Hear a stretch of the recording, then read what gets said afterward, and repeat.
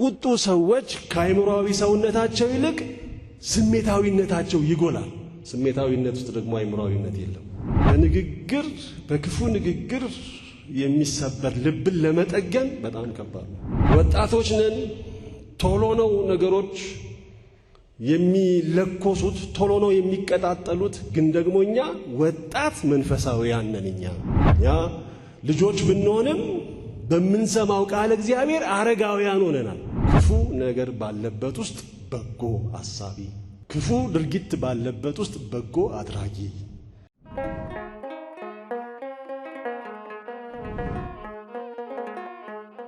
በስመ አብ ወወልድ ወመንፈስ ቅዱስ አሐዱ አምላክ አሜን። መምህራችን መልአከ ሰላም ታዬ አብርሃ፣ ክቡራን የኪነ ጥበብ ባለሙያዎች፣ በዚህ ጉባኤ የታደማችሁ የክርስቶስ ቤተሰቦች እንደምን ዋላችሁ? እንደምን አረፈዳችሁ? እንደምን ሰነበታችሁ? እንድናመሰግነው ስሙንም እንድንጠራ በዚህ ዕለት በዚህች ሰዓት በአጸዱ በቤተ ክርስቲያን የሰበሰበን አምላካችን እግዚአብሔር ስሙ ይክበር ይመስገን።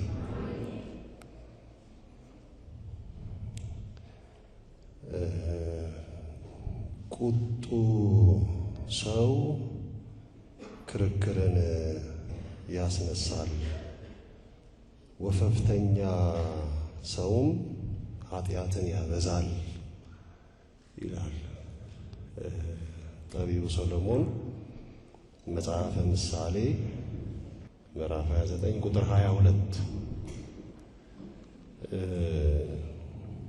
እንግዲህ እንደ እግዚአብሔር ፈቃድ እኔ በተጠራውበት መርሃ ግብር ላይ ቀርቼ ባልተጠራውበት ላይ ነው የተገኘሁት።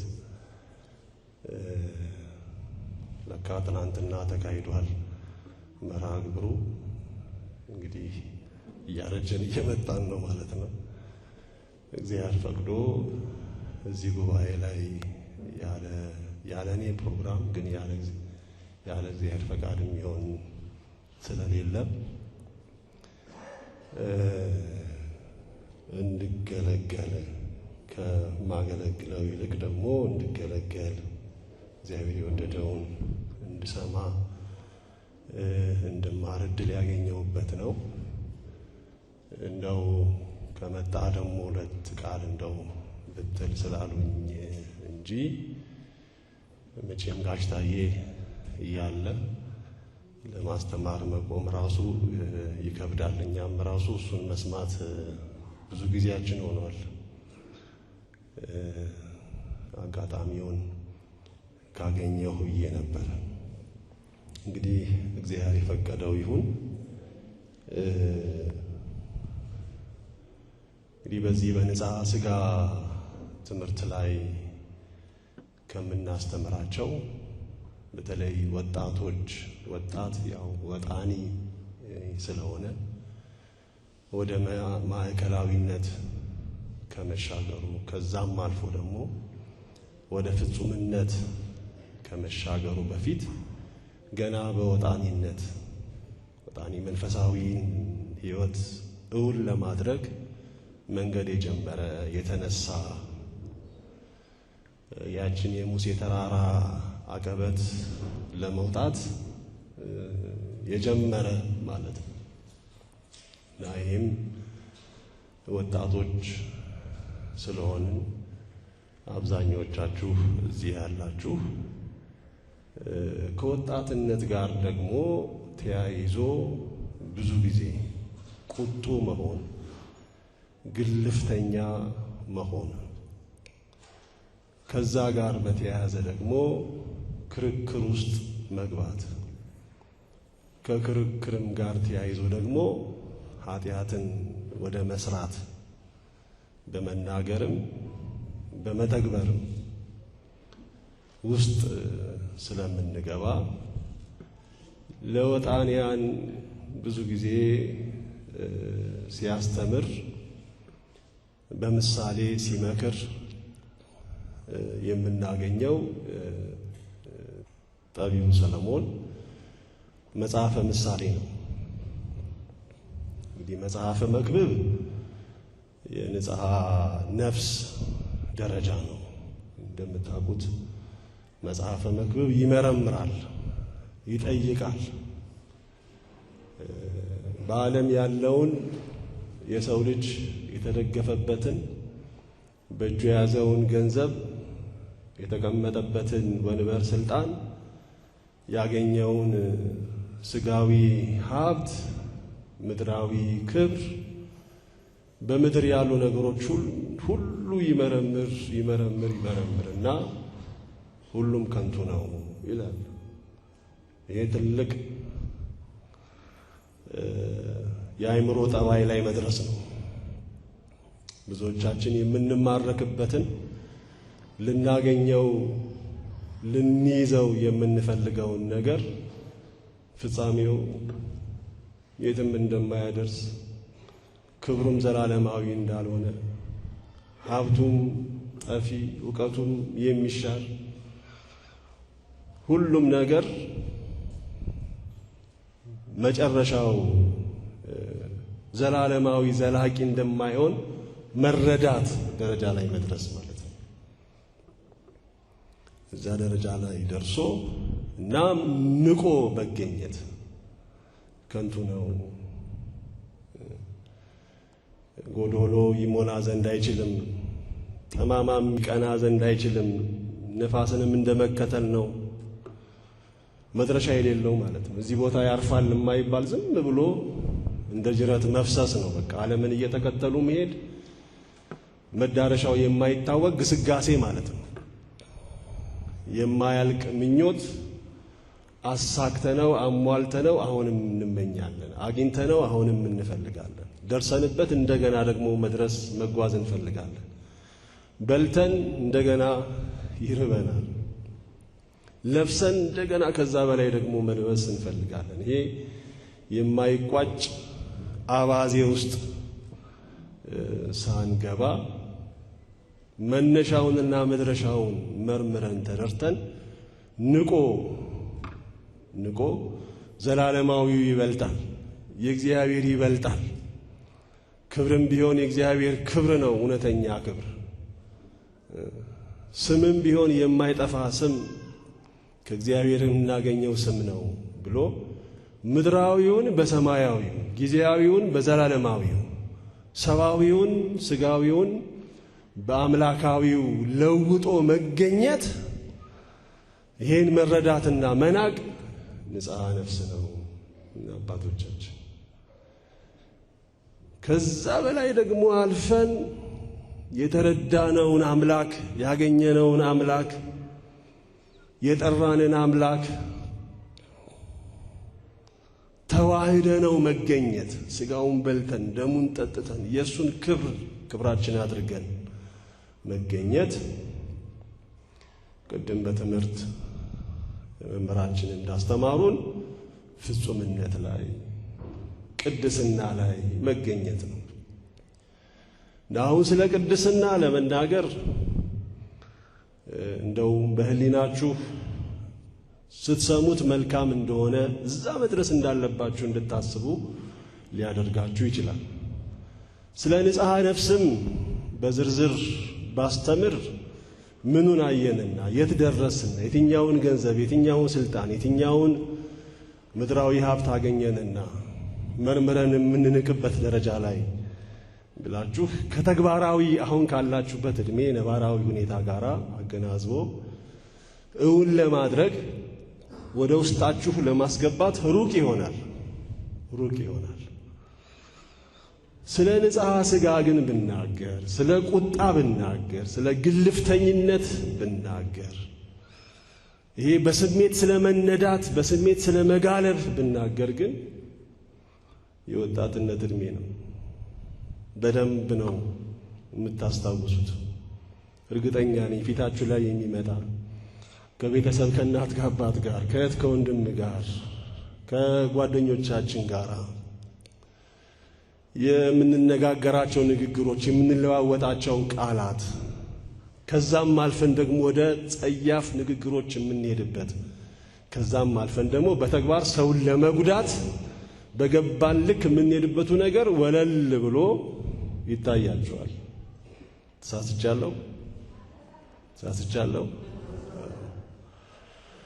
ስለዚህ ከብዙ ነገሮች በዚህ በወጣኒነት እድሜ ላይ ወጣኒነት የገባኝ ተረዳሁት አሁን አውቄዋለሁ እና በራሴ ሁሉን ነገር ማድረግ እችላለሁ የምትለው እድሜ ከዛች ጠባይ ከዛች የእድሜ ደረጃ ጋር ተያይዘው ከሚነሱ በርካታ ኃጢአት የምንሰራባቸው አውቀንም ይሁን ሳናውቅ ባልንጀራዎቻችንን የምናሳዝንበት እግዚአብሔርንም የምናሳዝንበት እኛም ደግሞ የምንረክስበት ነገር አንዱ ቁጡ መሆን ማለት ነው። እሱን ነው ጠቢቡ ሰለሞን የሚያስታውሰን። ቁጡ ሰው ክርክርን ያስነሳል፣ ወፈፍተኛ ሰውም ኃጢአትን ያበዛል ይላል። ምሳሌ ስንትን ያልኩት ምዕራፍ 29 ቁጥር 22። ለምንድን ነው የምንቆጣው? እንደው ረጅም ሰዓት አልወስድም፣ ጥቂት ነው ለማስታወስ መሞከር። ለምንድን ነው የምንቆጣው?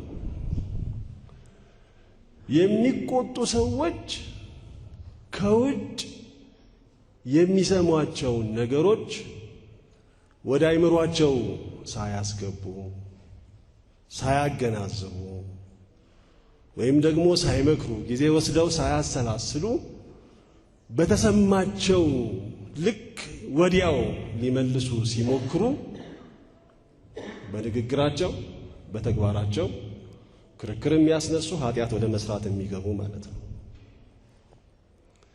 እኛ እዚህ ዓለም ላይ ነው የምንመላለሰው። መንፈሳውያን ክርስቲያኖች የሃይማኖት ሰዎች ብንኖርም ስጋውያን ነን። አጠገባችን ሰዎች አሉ። ከሰዎች ጋራ በመስተጋብር ነው የምንመላለሰው። እንደ መንፈሳዊ ሰው ራሱን የገራ ውስጡን የተቆጣጠረ ከውጭ ለሚመጡ ምንም አይነት ግፊቶች ተጽዕኖ ውስጥ የማይወድቅ ራሱን የገራ ሰው ማለት ነው መንፈሳዊ ሰው ማለት ነው።